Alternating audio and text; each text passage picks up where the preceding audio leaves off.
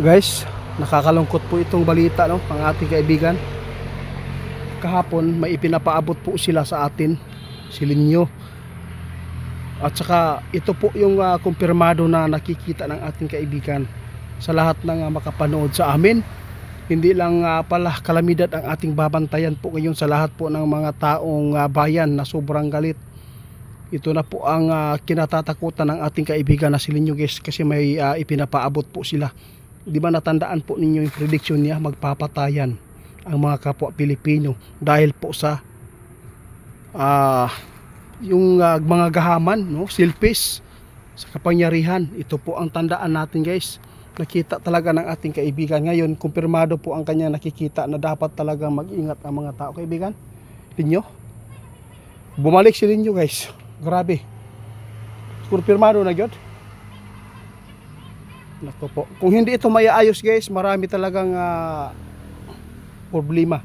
Maraming problema ang Pilipinas karon, guys. Dahil po nakita ng ating kaibigan ngayon, no? Isang ano na lang, hudyat.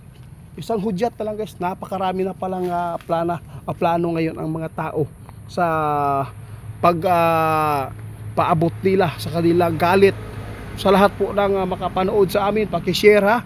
Huwag kayong magsama ng mga bata, mga may sakit sa puso, lalo na yung madali mahihilo, no? Kasi sinabi ng ating kaibigan ngayon, guys. Salamat po, kaibigan, sa lahat po ng makapanood sa amin, guys. Ito lang ang masabi ko, kumpirmado na nakita ni kaibigan. Parang hindi ito maabutan ng January, no? Hindi maabutan. Natakot si kaibigan, baka marami pang mga buhay ang masawi dito dahil sa mga sakitan na pagprotesta. Kasi may magprotesta pero naamay po nindot nga protesta, no, kanang kaayusan, kaisahan. Pero kini nakita ni kaibigan naagyoy mga something ani, guys, na mura og napuno na gyud kaayo ang mga taong bayan sa mga gipambuhat diri sa ato ang nasod. Grabe, nakakahiya kayo, hindi kayo naawa sa mga mahirap na tulad namin, kaibigan. Sayang yung binayad natin sa tax, mga guro, alam natin, kasundaluhan, pulis, lahat tayo nagbabayad, pero hindi nila alam kung bakit po ginaganito nila. Kulang pa ba ang mga pagbigay ng suporta ng mga tao sa inyo? Kaya nakukulangan po kayo. Kaya ngayon, kaibigan, ako ay lubos na magpapasalamat, guys, sa lahat po ng mga makapanood sa amin.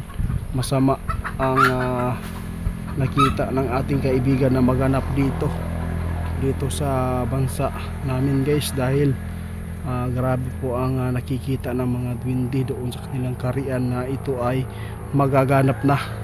Yung mga nakitaan ng mga kaibigan natin noon na pinapaabot na prediction na magpapatayan ang kapwa Pilipino dahil po sa sa mga yung korupsyon, sakim sa kapangyarihan, lahat, guys. Kaya nakakaawa po ang mga inosente dito. At saka yung mga kasundaluhan natin nakakaawa. Ito po yung tandaan po ninyo, sinabi ng ating kaibigan, guys, hindi na magtatagal, malapit na, dahil nakasign na ito sa kanila, kaibigan.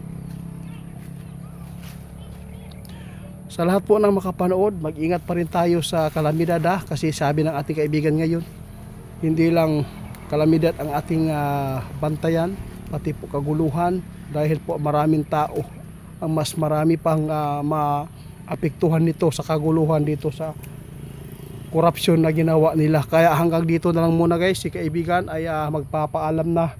Salamat, kaibigan. Kami po ay lubos na magpapasalamat sa inyo sa mga babala. Sa lahat po ng makapanood sa amin, kung kayo man po ay sasama, tingnan po ninyo ang sarili niyo kung kaya ba po ba ninyo na makiksiksikan sa mga kaguluhan ngayon. Baka po ay hindi niyo makontrol sarili niyo sa galit, no? Dapat po ay isipin natin ang Panginoon, guys, kasi ito pong ginawa po ngayon ng mundong ito, yung Pilipinas, ito po yung pain ng Diablo, tukso.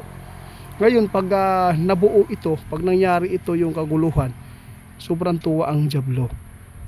Kaya ano natin, no? Iparamdam pa rin natin guys ang pagmamahal ng bawat isa. Huwag tayo magpapadala sa pain ng mga jablo. Jablo po ito guys. Wala pong hindi po papayag ang Panginoon na ang kanyang mga anak magpapatayan at mag-aaway.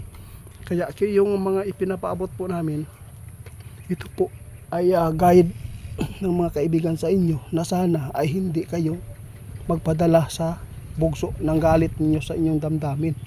Kaya hanggang dito na lang muna yung pagpapaabot. Maraming salamat guys. Salamat at mag-ingat po kayo. Tandaan ninyo ang mga